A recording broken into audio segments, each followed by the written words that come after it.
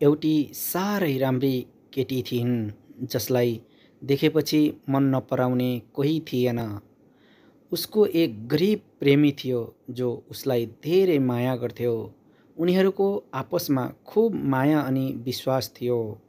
जब गरिब प्रेमीले भेटमा भन्ने गर्थ्यो, सानो तिम्रा सारा रहरहरू त पुरा गर्न सक्दिन, तिमीलाई सुख दिन पनि सक्दिन, महलमा राख्न पनि सक्दिन, मेरो सानो झोपडीमा राख्दा यति राम्री छेउ, सबैको नजर लाग्छ होला है।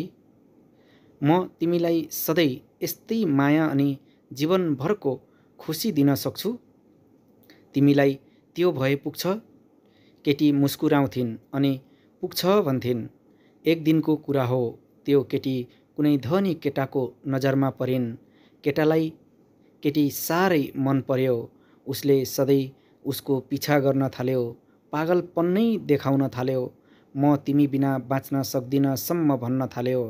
केटी उसको व्यवहार देखेर हैरान भइन्, तर पनि उसले पागलपन देखाउन छोडेन।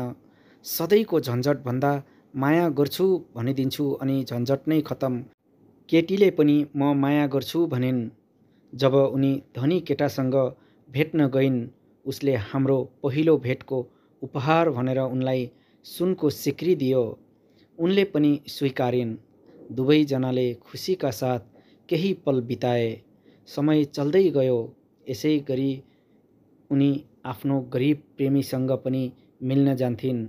हरेक पटक उनको शरीरमा एक न एक नयाँ सामान देखेर प्रेमीले सोध्यो, सानो यस्तो महँगो सामान कसले दियो?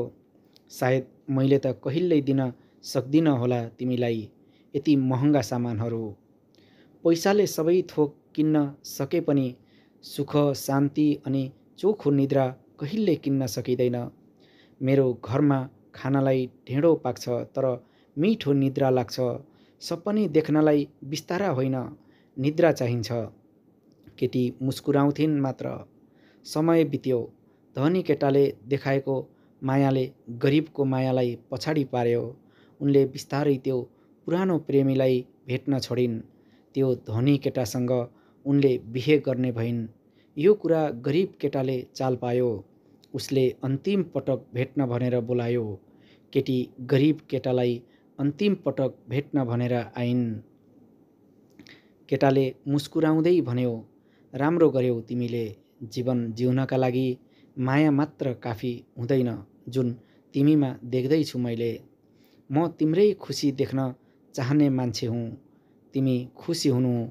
तिमी महलमा बसेर मिठो परिकार गाउली, तर म झुप्रोमा बसेर ढिँडो खाएर नै सन्तोष गर्छु। तिमी मखमलको बिस्तारामा निदाउली, म गुन्द्रीमा सुतेर नै मिठो सपना देख्छु। तिम्रो नयाँ जीवनलाई शुभकामना। केटाले जाने बेलामा आँसु झार्यो अनि भन्यो, मलाई बिर्से पनि यो आँसुलाई कहिल्यै पनि नबिर्सनु। यो मेरो उपहार हो तिमीलाई। गरिबसँग हुने यही एउटा मात्र अमूल्य उपहार हो, लैजाऊ तिमीले। केटी केही बोलिनन्, गइन्। उनको बिहे भयो। पहिले राम्रै थियो, केटाले पनि राम्रै गर्यो। दिन बित्दै गयो। केटा रक्सी पिएर दिनहुँ झगडा गर्न थाल्यो। त यस्तो उस्तो तेरो पहिलो प्रेमीसँग जा, यस्तै हुँदो नहुँदो कुरा गर्दै उसलाई पिट्न थाल्यो। दैनिक यस्तै सहनै नसकेपछि उनले त्यो घर छोडिन् अनि माइतमा बस्न लागिन्। अब न उनीसँग रूप थियो, न जवानी नै, न त इज्जत नै, सबै लुटिएको थियो। बल्ल उनलाई पुरानो प्रेमीले झारेको आँसु याद आयो। उसको हर कुराको याद आयो। रक्सी खाएर दिन रात कुटाई खाएर महलमा बस्नुभन्दा ढेँडो खाएर झुप्रोमा मायालुको अङ्गालोमा निदाउनु जाति रहेछ। उनी रुन्थिन्। अब जीवन सहनै गाह्रो भयो उनलाई। एक दिन मर्छु भनेर उनी घर छोडेर राति नजिकैको चौतारामा पासो लगाउन गइन्। उनी सबै सकेर पासो लगाउन मात्र लागेकी थिइन्।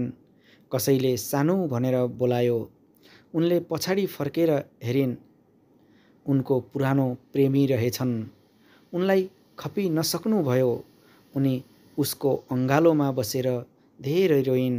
अनि केटाले भन्यो, म तिम्रो बिहेपछिको दिनहरूमा सधैँ यो एकान्त चौतारामा बसेर रातहरू बिताउने गर्थेँ।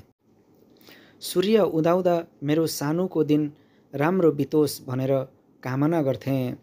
रात पर्थ्यो, मिठो सपनीको कामना गर्थेँ, तर आँसु कहिल्यै झारिन।